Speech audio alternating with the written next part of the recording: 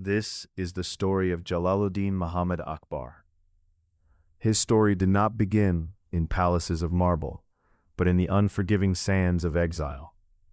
Born in the desert fortress of Umarkut, while his father Humayun fled for his life, this fragile spark was destined to ignite the greatest era of the Mughal Empire.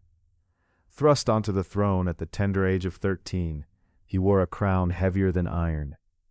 Surrounded by ambitious regents and fractured territories, the boy had to quickly become a king, and the king had to become an emperor.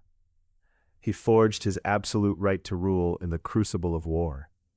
From the decisive victory at the Second Battle of Panipat, his brilliant strategy and relentless force expanded the borders of his domain across the Indian subcontinent.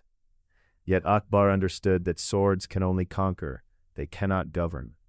Through visionary diplomacy, mutual respect, and unprecedented marriage alliances with the proud Rajputs, he turned bitter rivals into fierce and loyal defenders of his throne.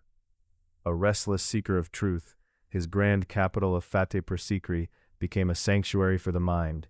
In his Ibadat Khana, or house of worship, he gathered scholars of all faiths, Muslims, Hindus, Christians, and Jains, believing that divine wisdom belonged to no single doctrine, but to humanity itself. Under his administration, the empire blossomed. The streets hummed with commerce, classical music, miniature painting, and architectural innovation. It was a golden age, where the vast wealth of the land was matched only by the richness of its cultural fusion.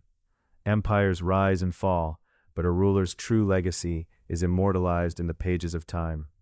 Chronicled forever in the Akbarnama, Akbar the Great is remembered not just for the massive lands he conquered, but for the diverse minds and hearts he united.